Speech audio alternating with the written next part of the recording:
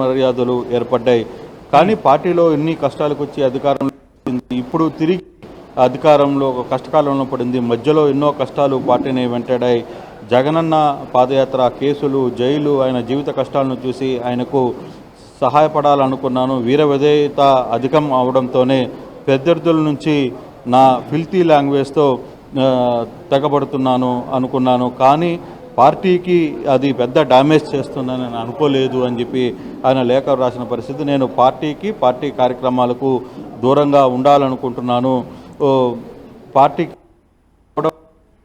నన్ను క్షమించండి, ఇట్లు మీ శ్రీరెడ్డి అని చెప్పి ఒక లేఖ రాసిన పరిస్థితి. అంటే శ్రీరెడ్డి వరుసగా మనం చూస్తున్నాం ఇటీవల కాలంలో ఏదైతే సోషల్ మీడియాలో వైసీపీ సోషల్ మీడియాలో శ్రేణుల మీద ఎప్పుడైతే టీడీపీ కూటమి ప్రభుత్వం పెద్ద ఎత్తున కూడా కేసులు నమోదు చేస్తూ అందరినీ అరెస్ట్ చేయడం మొదలుపెట్టారో ఆ రోజు నుంచి కూడా శ్రీరెడ్డి తన మాట తీరులో కావచ్చు, తన వ్యవహార శైలిలో పూర్తిగా కూడా తేడా చూస్తున్నాం. అంటే ఇటీవల కాలంలో 10 రోజుల ముందు కూడా బహిరంగంగా ఒక ఆడియోను కూడా విడుదల చేసిన పరిస్థితిని మనం చూసాం.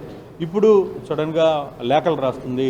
ఎందుకంటే ఇప్పటికే ఈమె మీద చాలా ప్రాంతాల్లో ఫిర్యాదులు ఉన్నాయి, కేసులు కూడా నమోదున్నాయి. ఎప్పుడైతే తిరిగి ఇవన్నీ కూడా తమ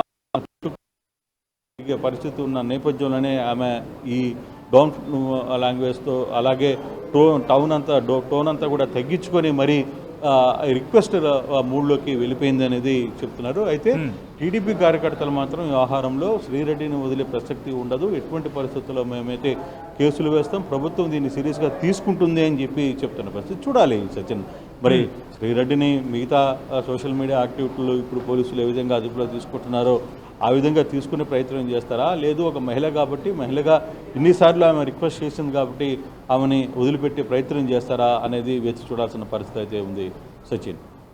రైట్ కృష్ణమోహన్. సో మొత్తంగా అయితే మాత్రం శ్రీరెడ్డి లేఖ మీద లేఖను రిలీజ్ చేస్తోంది. ఇన్ఫ్యాక్ట్ కొద్దిసేపటి క్రితం ఒక లేఖ రిలీజ్ చేస్తుంది. ఆ లేఖను మీరు చూస్తున్నారు ఆర్టీవీ స్క్రీన్ మీద ఎక్స్క్లూజివ్గా.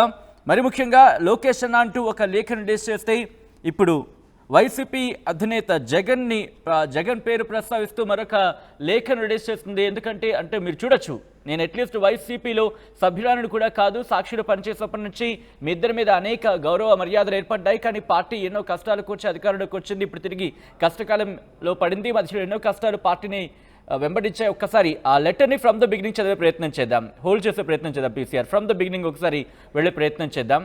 ఒకసారి ఫ్రమ్ ద బిగినింగ్ వెళ్దాం ఆ లెటర్కి సంబంధించి. ఒకసారి మీరు చూడొచ్చు, జగనన్నకి భారతమ్మకి నా హృదయపూర్వక నమస్కారాలు. ఈ జన్మకి మిమ్మల్ని నా కళ్ళతో టీవీలో కాకుండా నిజంగా చూసే అదృష్టం లేదనుకుంటా. ఒక ఫోటో కూడా తీసుకునే అదృష్టాన్ని నేను కోల్పోయాను అని అనుకుంటున్నాను. ఎందుకంటే నా పేరుతో వైఎస్ఆర్సీపీకి చెడ్డ పేరు తీసుకొచ్చాను. గత కొన్ని రోజులుగా మీడియాలో నేను చేసిన పనికి అనేక మంది వైఎస్ఆర్సీపీని దుమ్మెత్తిపోయడమే నన్ను ఎన్నో విధాలుగా మానసికంగా కృంగతీసింది. నేను పార్టీలో అనేక మంది మాటల దాడి నుంచి కాపాడంలో ఎక్కువ డ్యామేజ్ చేస్తున్నానని గ్రహించలేకపోయాను.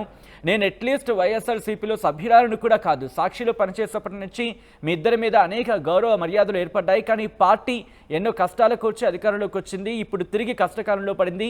మధ్యలో ఎన్నో కష్టాలు పార్టీని వెంటాడాయి. జగనన్న పాదయాత్ర, కేసులు, జైలు, ఆయన కష్టాలు చూసి ఆయనకు ఉడతా సాయంగా ఉండాలని అనుకున్నారు. వీర విధేయత అనే అంశాన్ని కూడా అక్కడ తాను ప్రస్తావించింది. అలా మీరు చూస్తే కనుక జగనన్న పాదయాత్ర ఇవన్నీ ఆ అంశాన్ని ప్రస్తావిస్తూ వీర విధేయత అధికం అవడంతో ప్రత్యర్థులను నా ఫిల్తీ లాంగ్వేజ్తో తెగబడుతున్నాను అనుకున్నాను, కానీ పార్టీకి డ్యామేజ్ చేస్తున్నాను అనుకోలేదు. నేను చేసిన పని వలన మీరు ఎంతో బాధపడి ఉంటారంటూ కూడా కంక్లూషన్లోకి తను రాసుకొచ్చిన సందర్భాన్ని ఆ లెటర్లో మీరు చూడొచ్చు. అయితే కొద్దిసేపటి క్రితం లోకేష్ అన్న అంటూ ఒక లెటర్ని రిలీజ్ చేస్తుంది. ఆ తర్వాత ఈరోజు ఇప్పుడు జగనన్న భారతమ్మ అంటూ కూడా మరొక లెటర్ని రిలీజ్ చేస్తుంది.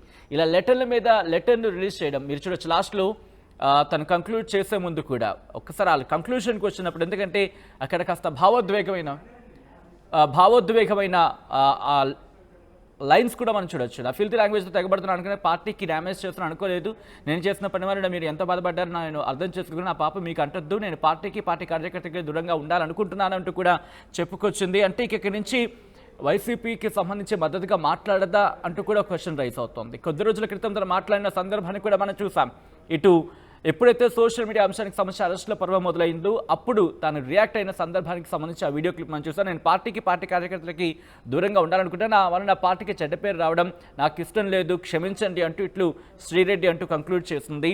ఈ నేపథ్యంలో తనక వైఎస్ఆర్సీపీకి గతంలో మరి ముఖ్యంగా ఎలక్షన్స్ టైంలో వైఎస్ఆర్సీపీకి మద్దతుగా మాట్లాడింది. ఆ తర్వాత ఒక్కసారిగా తను మాట్లాడిన ఆ మాట తీరు కావచ్చు, తను ఉపయోగించిన పదాలు కావచ్చు అభ్యంతరకరంగా కాస్త ఇబ్బందికరంగా ఉన్నాయనేది ఇటు తెలుగుదేశం పార్టీ కావచ్చు లేకపోతే తెలుగుదేశం మద్దతుదారులు కావచ్చు ఈ అంశాన్ని సోషల్ మీడియాలో తీవ్రంగా ఖండించారు.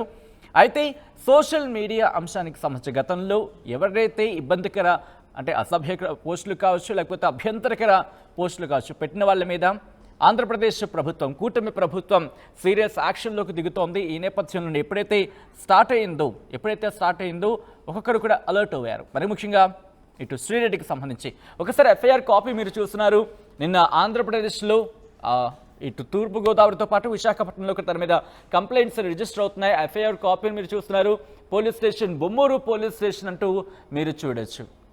ఆ ఎఫ్ఐఆర్ కాపీని మీరు ఆర్టీవీ స్క్రీన్ మీద ఎక్స్క్లూజివ్గా చూస్తున్నారు. నిన్నటి నుంచి కూడా ఇన్ఫ్యాక్ట్ గత కొద్ది రోజుల నుంచి సోషల్ మీడియా వ్యక్తుల మీద సోషల్ మీడియాలో అసభ్యకర పోస్టులు కావచ్చు అభ్యంతరకర పోస్టులు పెడుతున్న వాళ్ళ మీద సీరియస్ యాక్షన్లోకి దిగింది ఆంధ్రప్రదేశ్ ప్రభుత్వం. ఎంతటి యాక్షన్ ఆఫ్ ప్లాన్లోకి దిగిందో అర్థం చేసుకోవచ్చు. పక్క వర రవీంద్రారెడ్డి, ఆయనతో పాటు ఇంటి రవికిరణ్, సజ్జల భార్గవ్ రెడ్డి ఇలా వీళ్ళందరి మీద కూడా యాక్షన్ తీసుకుంటోంది.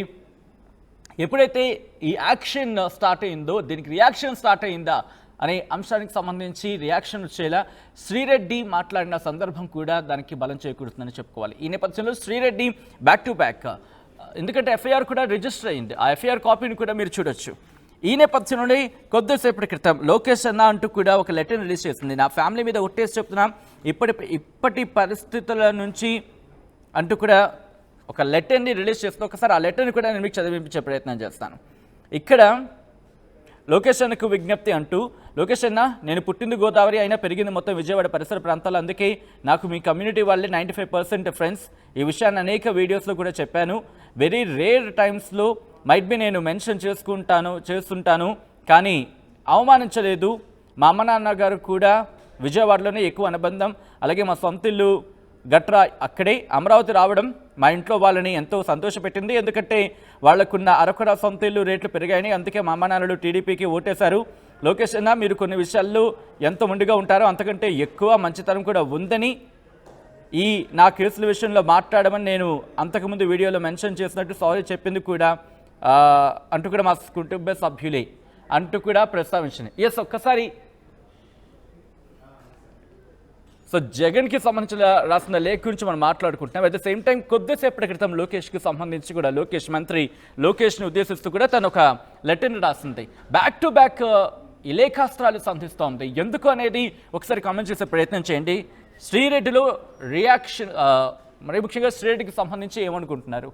Sri Reddy back to back letters రాడి రోజు జగన్కు శ్రీరెడ్డి లేఖ రాస్తుంది. ఇక దాదాపుగా వైసీపీని తను విడిచిపెట్టినట్టేనా అనే ఒక క్వశ్చన్ మార్క్ అయితే రైజ్ అవుతుంది. సో మీకేమనిపిస్తుంది కింద కామెంట్ బాక్స్లో మెన్షన్ చేయండి.